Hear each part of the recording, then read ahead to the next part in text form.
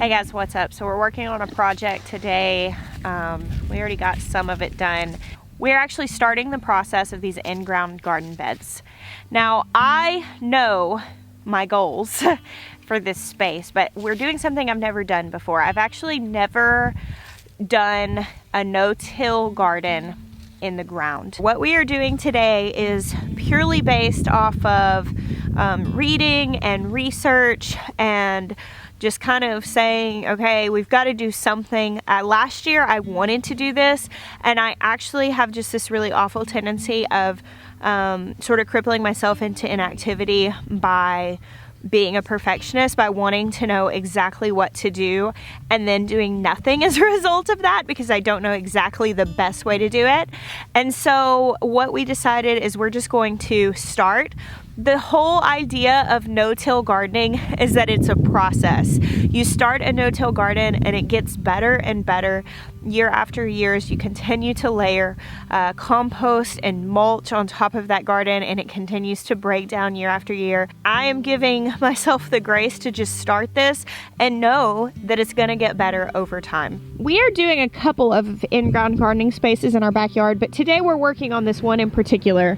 And this space is, it's about 18 by 45 feet. We ran out of cardboard. This is all the cardboard we've been saving. We greatly underestimated how much we would need. So we're gonna maybe hit up a furniture store and see if we can get some more cardboard. But we've removed like all the packing tape and all that stuff for this cardboard for the most part and just laid this down, and I just wet it down with a hose. And the next step of our process is going to be loading up. We have a bunch of compost that we've just been piling up for the last year and a half or so, where we empty out our animals' barns and we pile up the compost. So this is going to be really rich, broken down bedding that's full of all of the good stuff that's coming out of those barns. Check out this compost. We just dug into this pile. That is gold right there. That's awesome. I didn't know that was gonna be so good. This is like a gardener's happy thing to see. It's nice and broke down. It's not hot anymore. Man, that's awesome. I would really love to get more intentional about composting, but we honestly just haven't been. This is a classic example of that.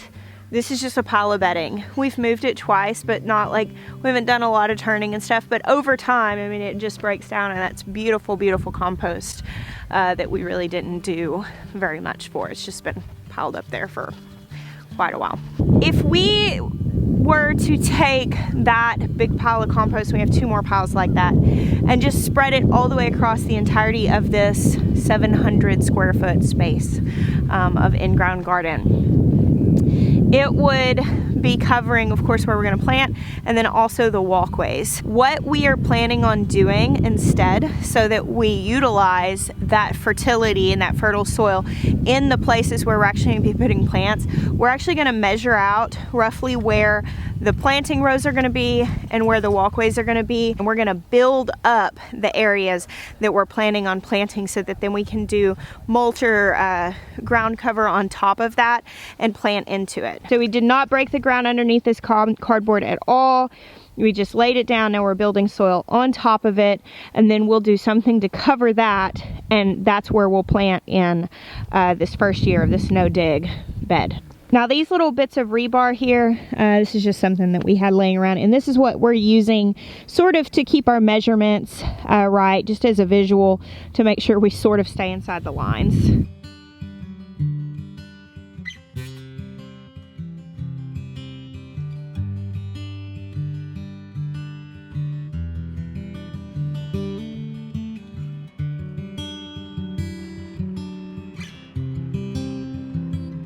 It'll be pretty simple to lay down the next bit of cardboard and pile this up. Now, right now, we're looking at several inches of this on these rows, and we may still add some more like compost. We've got some alpaca manure that we may add onto this as well. But we're just trying to build up the organic material that will be these no-dig beds.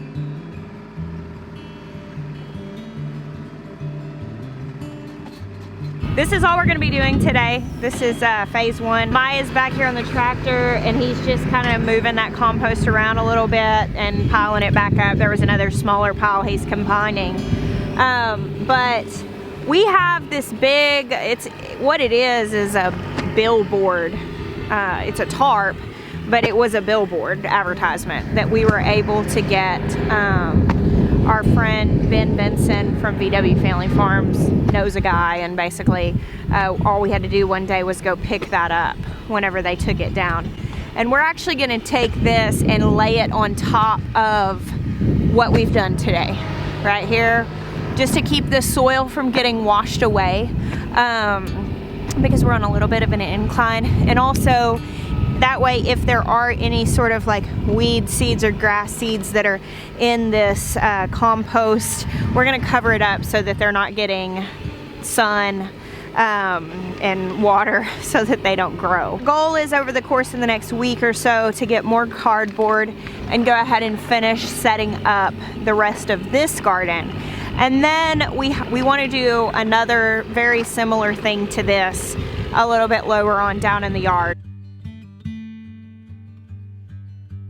Our plan here will of course be to finish off the other half of this garden in the next week as we get the materials. We have enough compost to do what we did today. I want to go up to the greenhouse and talk to you guys a little bit about no-dig gardening, but every time I start trying to talk about it out here, the wind picks up. So we're gonna go up there so you can actually hear me. All right, it is so warm in here, which is a good thing. I'm glad that it's working. It's really sunny, and that makes, even for a cold day, a very warm greenhouse. So I wanted to talk to you guys about why I am choosing to go the no-dig route. We actually have a tiller, we have a nice tiller. And for a while, I just assumed, like many people do, that if you want to grow a garden, you till the ground and you plant your garden. However, we built our raised beds, and we kind of by accident learned a superior way. We could not afford great soil when we put in our first garden beds. And so what we did to get them full is we laid down organic matter, yard clippings, essentially branches and that sort of thing, from some oak trees that we had brought down, and we laid them out in the bottom. And then we bought some cheap topsoil. It was honestly had a lot of clay in it, it had sand in it, it was not really great quality, but basically we found a deal, we found a guy that was willing to deliver it, and it was the best we could do. And then on top of that, we actually got some really, really great like black gold compost, and we couldn't afford a ton of it. And so what we did was we put the material in, the cruddy soil, and then on top we put about a 5-inch layer of that really good compost in our beds. And we planted our first garden that year. Had an incredibly successful year. Everything grew really well. And so the next year, because that had worked so well for us, we just refreshed the beds with another layer of compost on top. And we didn't work it all in and till it all in because we had that really, you know, no good topsoil.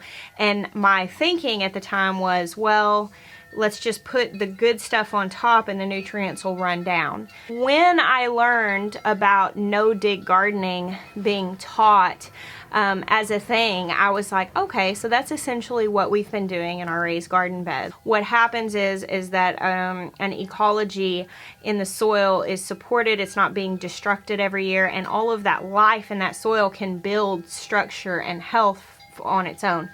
And I'm a big fan of Charles Dowding. Since I've learned about him, it's given language to a lot of the things that I was discovering in my garden accidentally. And I felt like this is definitely the superior way. Now, I had never intentionally from the beginning started a no-dig garden. We, of course, built the raised beds and sort of accidentally did just that. But doing this in the ground was a little bit intimidating, but I do feel like it's the best way to go. We have really poor soil here. Like I said, we don't have a lot of topsoil. It's a lot of clay, a lot of rock. And from my understanding is that it really doesn't matter how bad your soil may be existing, if you continue to do the no-dig method and continue to build up on top of it, you can really have a successful garden. It just might take a couple of years. And there are a lot of different camps when it comes to no-dig. You know, Ruth Stout was kind of the first person who really heralded the benefits of mulching all the time and how that helps the soil, because basically you're mimicking nature.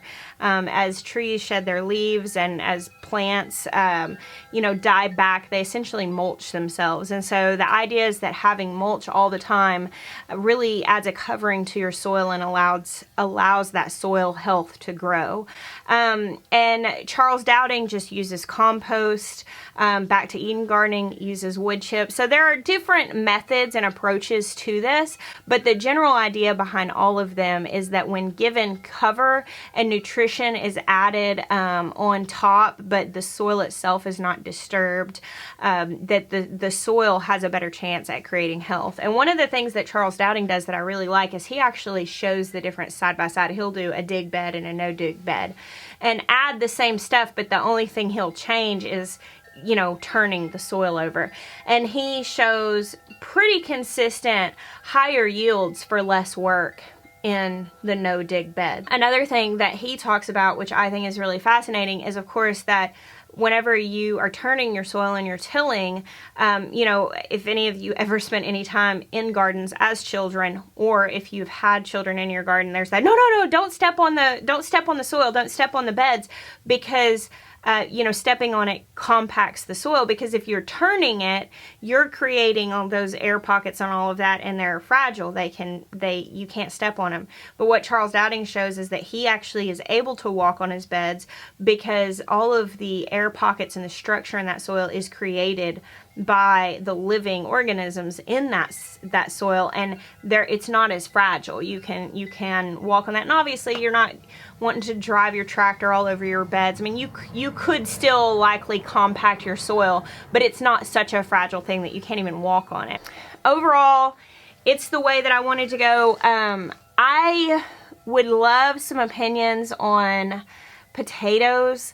I have been reading about Ruth Stout's gardening, like potato method, and we may go that route. I'm not 100% sure what we're going to do in planting our potatoes this year. I have not gotten rid of my tiller yet. I've hung on to it thinking, well, there might be some reason why I'd need it, but the more I step into no-dig gardening, the better I really genuinely think that it is from a sustainable standpoint of being able to garden year after year and adding to the soil instead of taking away from it. Basically, by using these methods, you can take a place that is depleted and you can work on it and build to it and add on it. And essentially 5 years later, you don't have a space that is worse for you having been there. It's better because of what you've done. So that's our goal. That's what we want to see happen.